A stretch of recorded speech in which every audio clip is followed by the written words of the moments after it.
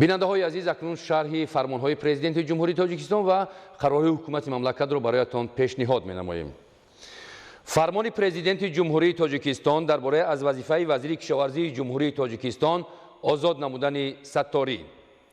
мутобиқи моддаи 69 конститутсияи ҷумҳурии тоҷикистон фармон медиҳам.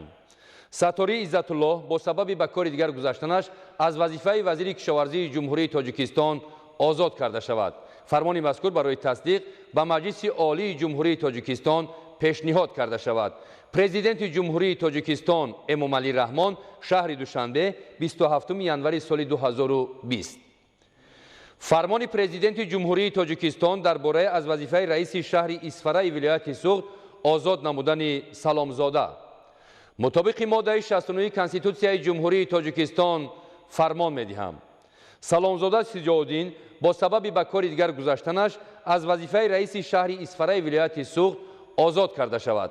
президенти ҷумҳурии тоҷикистон Эмомалӣ Раҳмон шаҳри Душанбе 27 январи соли 2020. фармони президенти ҷумҳурии тоҷикистон дар бораи аз вазифаи раиси ноҳияи Ҷаббор Расулови вилояти Суғд озод намудани Салимзода.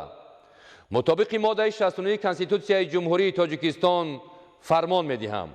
Салимзода Комил бо сабаби ба кори дигар гузаштанаш аз вазифаи раиси ноҳияи Ҷаббор Расулови вилояти Суғд озод карда шавад.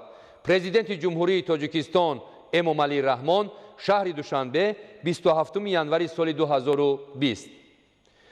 фармони президенти ҷумҳурии тоҷикистон дар бораи аз вазифаи раиси ноҳияи Спитамени вилояти Суғд озод намудани Сулаймонзода. мутобиқи моддаи 69 конститутсияи ҷумҳурии тоҷикистон фармон медиҳам. Сулаймонзода Акрам Раҳим бо сабаби ба кори дигар гузаштанаш аз вазифаи раиси ноҳияи Спитамени вилояти Суғд озод карда шавад.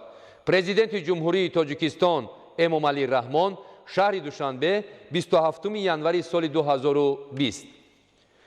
фармони президенти ҷумҳурии тоҷикистон дар бораи аз вазифаи раиси ноҳияи Кӯҳистони Мастчоҳи вилояти Суғд озод намудани Раҷабзода.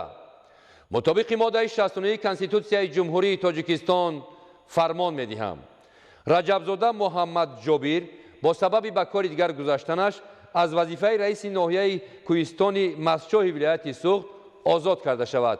президенти ҷумҳурии тоҷикистон Эмомалӣ Раҳмон шаҳри Душанбе 27 январи соли 2020.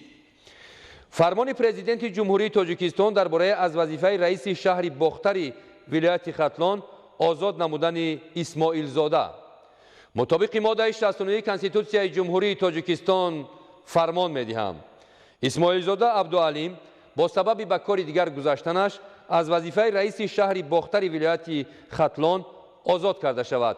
президенти ҷумҳурии тоҷикистон Эмомалӣ Раҳмон шаҳри Душанбе 27 январи соли 2020. фармони президенти ҷумҳурии тоҷикистон дар бораи аз вазифаи раиси ноҳияи Балҷвони вилояти Хатлон озод намудани Зоирзода. мутобиқи моддаи 69 конститутсияи ҷумҳурии тоҷикистон фармон медиҳам. Зоирзода Маърифат Ой Маҳмад бо сабаби ба кори дигар гузаштанаш аз вазифаи раиси ноҳияи Балҷвони вилояти Хатлон озод карда шавад.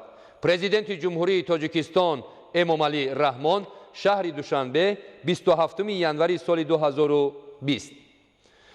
қарори ҳукумати ҷумҳурии тоҷикистон аз 27 январи соли 2020 дар бораи аз вазифаи муовини якуми вазири кишоварзии ҷумҳурии тоҷикистон озод намудани Нозанинзода.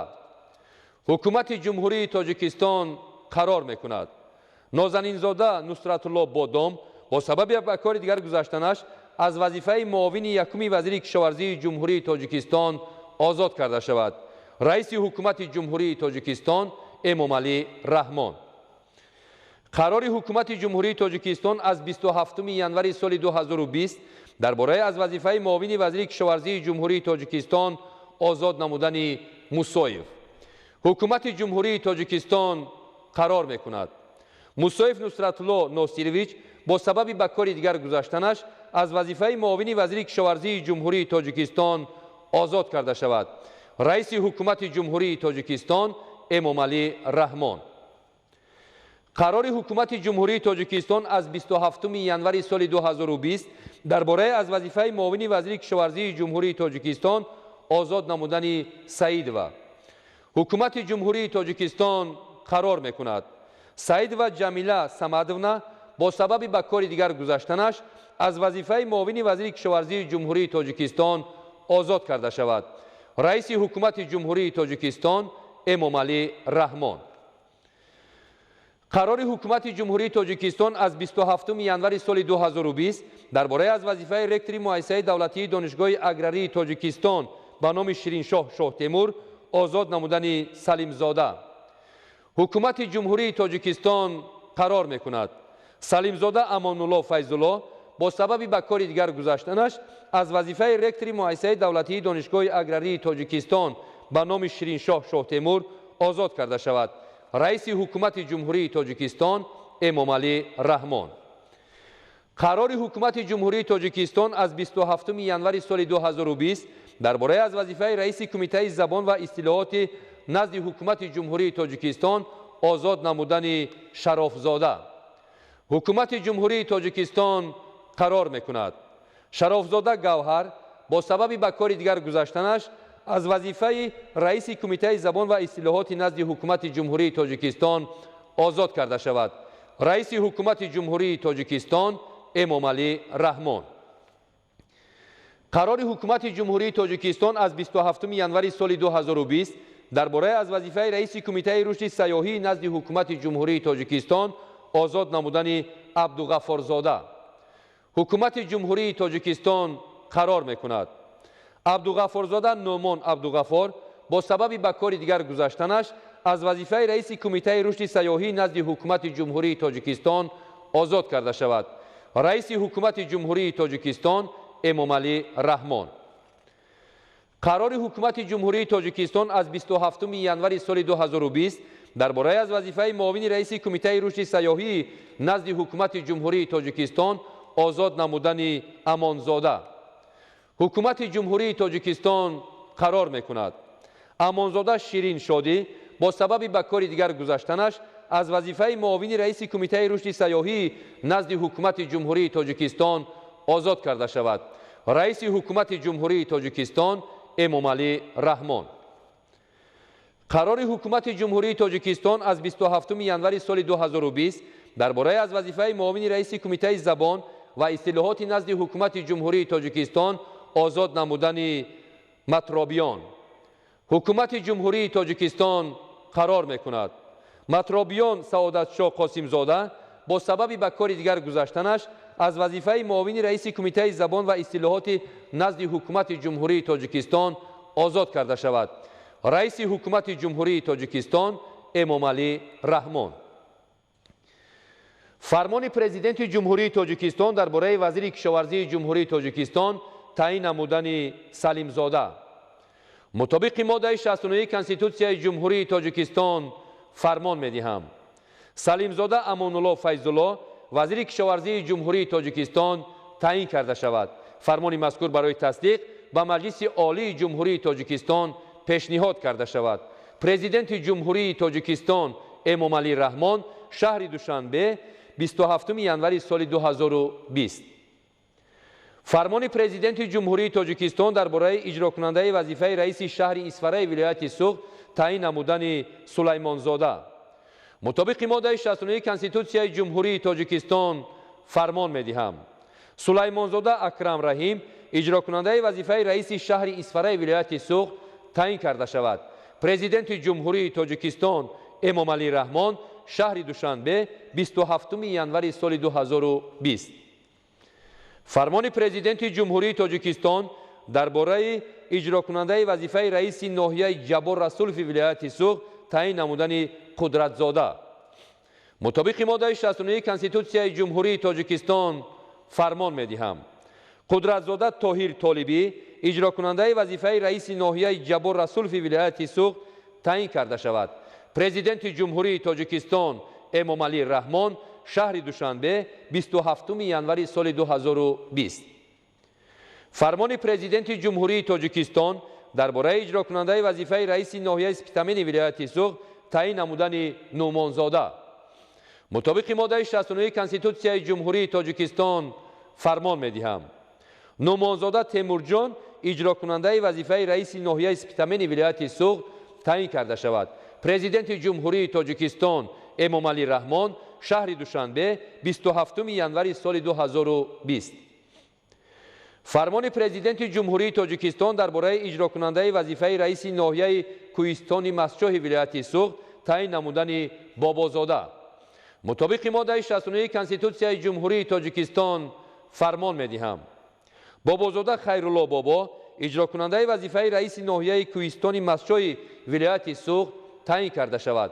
پرزیدنت جمهوری تاجیکستان امامعلی رحمان شهر دوشنبه 27 ژانویه سال 2020. فرمان پرزیدنت جمهوری تاجیکستان درباره اجرا کننده وظیفه رئیس شهر باختری ولایت ختلان تعیین نمودن سلامزاده. مطابق ماده 69 کنستیتوسیای جمهوری تاجیکستان فرمان می‌دهم سلامزاده سجاودین اجرا کننده وظیفه رئیس شهر باختری ولایت ختلان تعیین کرده شود. پرزیدنت جمهوری تاجیکستان امامعلی رحمان شهر دوشنبه 27 ژانویه سال 2020. فرمان پرزیدنت جمهوری تاجیکستان درباره اجرا کننده وظیفه رئیس ناحیه بلجوان ولایت ختلان تعیین نمودن جلیلزاده. مطابق ماده 69 کنستیتوسیای جمهوری تاجیکستان فرمان می‌دهم جلیلزاده شیرعلی اجرا کننده وظیفه رئیس ناحیه بلجوان ولایت ختلان تعیین کرده شود.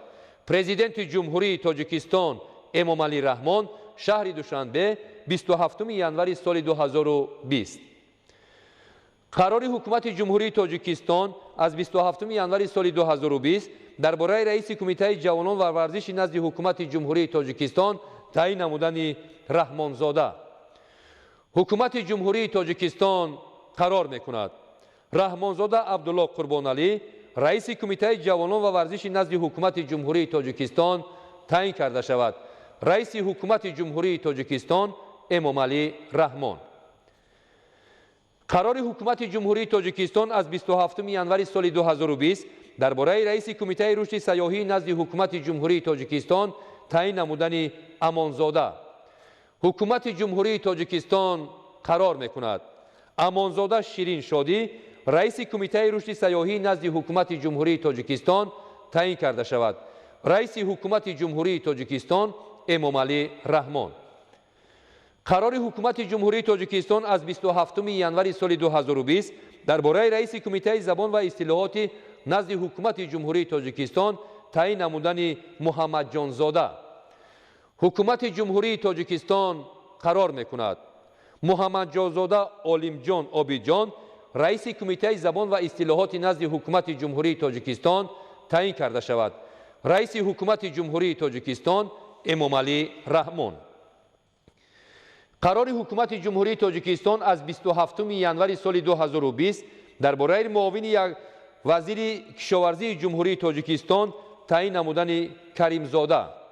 حکومت جمهوری تاجیکستان قرار می‌کند کریمزاده سعدی غفار معاون یکم وزیر کشاورزی جمهوری تاجیکستان تعیین کرده شود. رئیس حکومت جمهوری تاجیکستان امامعلی رحمان. قرار حکومت جمهوری تاجیکستان از 27 ژانویه سال 2020 درباره رکتور دانشگاه ملی تاجیکستان تعیین نمودن خوشوقت‌زاده. حکومت جمهوری تاجیکستان قرار می‌کند خوشوقت‌زاده قابل جان خوشوقت رکتور دانشگاه ملی تاجیکستان تعیین کرده شود. رئیس حکومت جمهوری تاجیکستان امامعلی رحمان. قرار حکومت جمهوری تاجیکستان از 27 ژانویه سال 2020 درباره رکتور مؤسسه دولتی دانشگاه اگراری تاجیکستان به نام شیرینشاه شاه تیمور تعیین نمودن محمد یارزاده. حکومت جمهوری تاجیکستان قرار می‌کند محمد یارزاده عثمان مأمور رکتور مؤسسه دولتی دانشگاه اگراری تاجیکستان به نام شیرینشاه شاه تیمور تعیین کرده شود. رئیس حکومت جمهوری تاجیکستان امامعلی رحمان.